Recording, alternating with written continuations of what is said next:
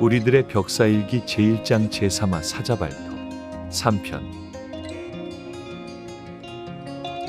오른쪽 입꼬리를 살짝 올려 싱긋 웃어 보이던 수희가 재빨리 병실 문을 닫고 총총 걸음으로 병실을 빠져나가려는 순간이었다. 순간 갑자기 병실 문이 활짝 열리며 어떤 남자가 병실 안으로 들어오고 있었다. 예상치 못한 낯선 이의 등장에 놀란 수희가 순간 중심을 잃고 넘어지려는 찰나 그 남자가 수희의 손목을 잡고 수희의 몸을 돌려 일으켜 세웠다. 아이씨, 아가씨 발냄새, 조카 신발 같은! 개깜짝이야. 귀신인 줄 알고 주먹으로 한 대 칠 뻔했잖아요. 진짜 놀랐네.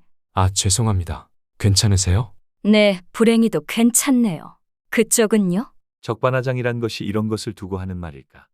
오히려 넘어질 뻔했던 자신을 도와 팔을 잡고 일으켜 세워준 낯선 남자를 향해 윽박을 지르는 수희를 보고 젊은 남자는 머쓱한지 자신의 커다란 손으로 뒷머리를 극적이며 대답했다. 전 괜찮습니다. 안 다치셨다니 다행이네요. 근데 누구세요? 수희는 자신의 앞에서 소처럼 커다란 눈을 꿈뻑꿈뻑이며 서 있는 멀대 같은 남자를 유심히 쳐다보며 말했다. 수희의 눈에 비친 남자는 짙은 눈썹에 쌍꺼풀이 없는 커다란 눈을 가진 30대 초반의 남자였다. 날렵한 턱선에 곧게 뻗은 콧대 밑으로 불그스름한 입술이 큼지막하게 자리 잡고 있었다.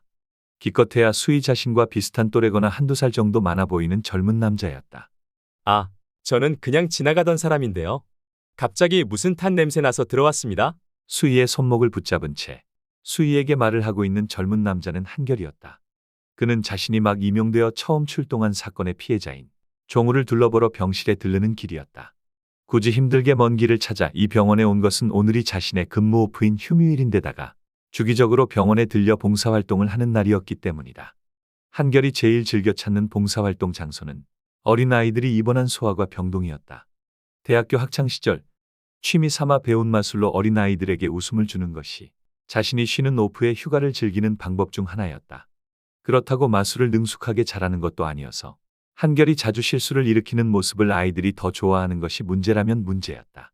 하지만 그렇게 해서라도 아픈 아이들이 웃는 것이 한결에게 있어서는 마냥 즐겁고 보람찬 일이었다.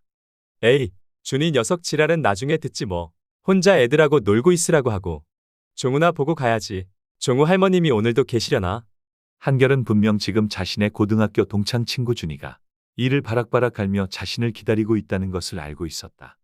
같이 봉사활동을 하러 온 친구 준이는 한결이 늦게 온 것을 나무랄 생각에 분을 삭히며 아이들을 향해 어색한 미소를 짓고 있을 것이 불보듯 뻔했다. 우스꽝스러운 광대 분장을 한 채 이글거리는 눈동자로 자신을 쏘아볼 친구 준이 생각에 살며시 걱정이 앞선 한결이었지만 병원에 온 김에 종우만큼은 눈에 담아두고 가고 싶은 마음이 더 컸다. 모처럼 쉬는 휴가였지만 소아과 병동의 아이들을 만날 생각에 들뜬 한결은 자신이 첫 임용되었을 때 맡은 사건의 피해자인 종우를 생각하면 마음 한구석이 저릿하게 아려와 숨도 제대로 쉬기가 힘들었다. 모든 첫사랑이 강렬한 기억으로 각인되듯이 그에게 있어 첫 사건 출동과 그가 구했던 피해자 종우는 그만큼 강렬한 기억으로 한결에게 남아 있었다. 한결이 소방대원으로 처음 임용되고 맡은 사건은 남양주 북한강변에 여행을 나온 가족이 교통사고를 당한 사고 현장이었다. 졸음운전인 것 같아 보이는 커다란 덤프트럭이 어린 남자아이와 부부가 탄 차를 뒤에서 무참히 들이박았고 승용차는 납작하게 눌려 사건 현장은 끔찍한 피바다였다. 현장은 아수라장 그 자체였는데 난생 처음 보는 놀라운 광경에 얼이 빠져 있는 한결을 선배 대원이 그만 정신 차리라며 주황색 헬멧을 여러 번 후려치고서야 자신은 정신을 차릴 수 있었다. 선배와 커다란 빠루를 들고 낑낑대며 종이장처럼 구겨진 차 본네트를 들어 올리자 피투성이가 된 가족들의 모습이 보였다. 아들 같아 보이는 어린 남자아이를 살리기 위해서인지 엄마가 아이를 꼭 끌어안고 있었고 운전석 시트 밑으로 밀려나온 차 본체에 의해 하반신이 무참히 뭉개진 운전자는 저 어린 남자아이의 아버지 같아 보였다. 이미 운전자는 피를 너무 많이 흘려 의식을 잃어가고 있었다. 선배! 누구부터 옮겨요? 처참한 광경에 정신이 없어 구조 매뉴얼도 잊은 채 당황해하는 한결을 향해 선배는 서둘러 다른 소방차 대원들을 목청이 떠나가라 불러댔다. 우리 종우부터 구해주세요. 말을 내뱉는 것조차 힘에 겨운지 피로 범벅이 된 입술로 힘겹게 말하는 것은 다리가 뭉개진 운전석의 종우 아버지였다. 그는 한마디 내뱉을 때마다 시뻘건 핏덩어리를 한 움큼씩 토해냈다.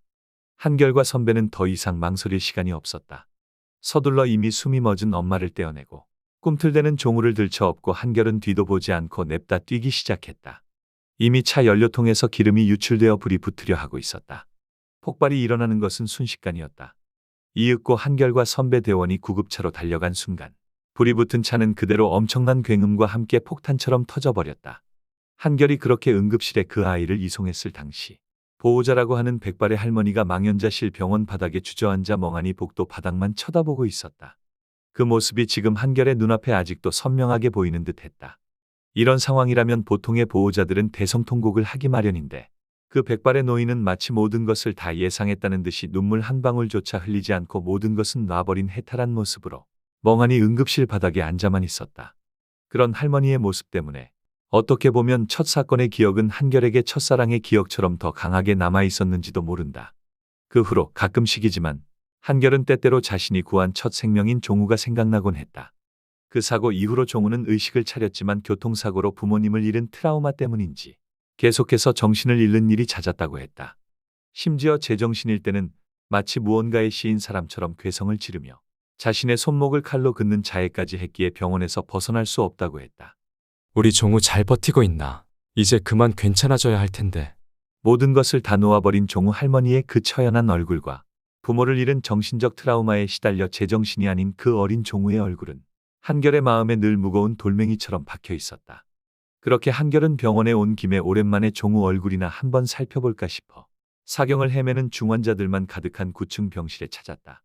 그런데 종우의 병실 문 앞에서 갑자기 이상한 탄 냄새를 맡은 한결은 화들짝 놀라 병실 문을 급히 열었던 것이었다. 소방대원인 한결의 입장에서는 직업정신이 자신도 모르게 튀어나와 혹시나 병실 내에 화재가 났을까 싶어 번개처럼 빠른 속도로 문을 연 것이었지만 병실 내부에 숨어들어 부적을 태운 수희 입장에서는 예상치 못하게 빠르게 열린 문의 질에 놀랐다. 한없이 착해 보이는 널빠진 한결의 하얀 얼굴을 보고 가슴을 쓸어내리는 수희였다. 수희는 너무나도 놀란 나머지 자신의 왼팔에 감겨있던 알록달록한 문양이 가득한 화려한 스카프가 스르륵 벗겨진 줄도 모르고 바보 같은 표정을 지으며 자신을 향해 말을 걸고 있는 낯선 남자를 흘겨보고 있었다. 사실 수희가 깜짝 놀란 이유는 병실 문이 갑자기 열린 것도 있었지만 부적을 태운 비방을 했기 때문이었는데 혹여나 그것을 이 남자에게 들켰을까봐 걱정하고 있었다. 더군다나 이 남자는 병실 안에서 탄 냄새가 났다고 하니 혹시나 이미 자신이 부적으로 태우는 것을 보고 일부러 자신을 떠보는 것은 아닐까 하는 의심도 살짝 들었다. 수희는 짐짓 연기를 해야겠다는 생각을 했다. 수희는 자신의 눈앞에 있는 한결의 얼굴을 유심히 쳐다보았다. 끼케야 30대 초중반으로 보이는 그는 누가 봐도 잘생긴 얼굴과 탄탄한 몸을 가진 남자였다. 하지만 표정만큼은 그 누구보다도 순하고 선해 보였다. 목소리는 기분 좋은 중저음의 행동이나 말투 역시 젊은 여자라면 쳐다볼 만한 소위 말하는 훈남이었다. 그의 수려한 외모에 홀렸다기보다 수희는 그 남자에게 느껴지는 청량한 기운에 자기도 모르게 원래 생각했던 말이 아니라 유치찬란한 드립이 그만 입 밖으로 튀어나왔다. 엥?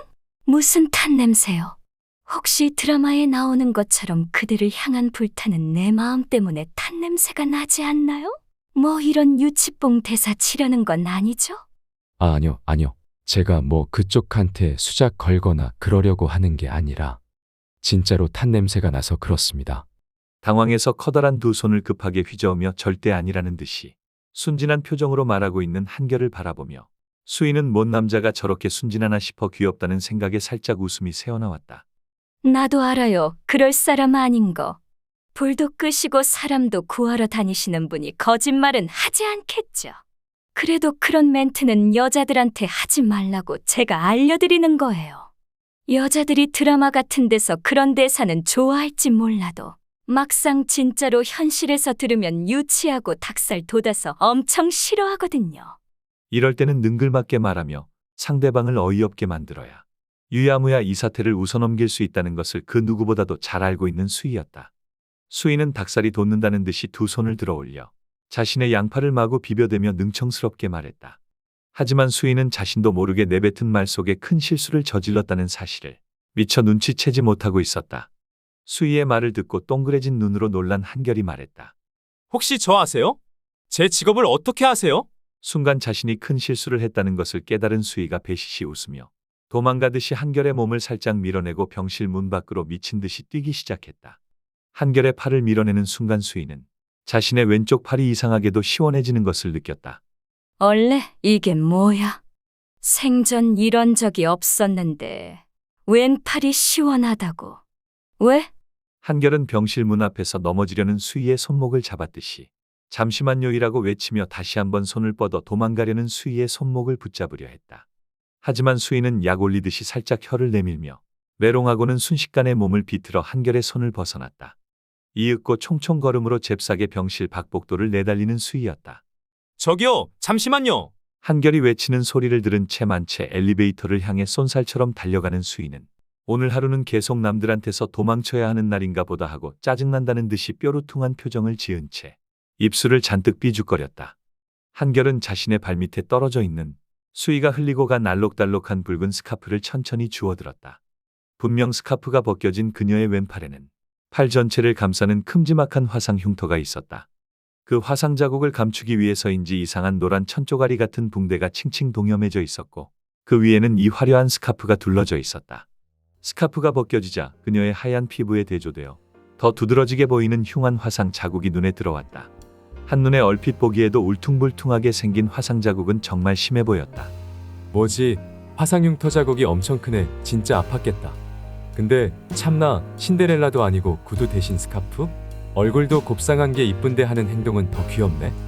날다람쥐처럼 잽싸게 엘리베이터를 향해 총총걸음으로 뛰어가는 수희를 한결이 쳐다보며 살짝 웃고 있었다. 그리고 한결의 옆에 서서 그 둘을 바라보며 옅은 미소를 짓고 있는 수희의 할머니 수호령이 있었다.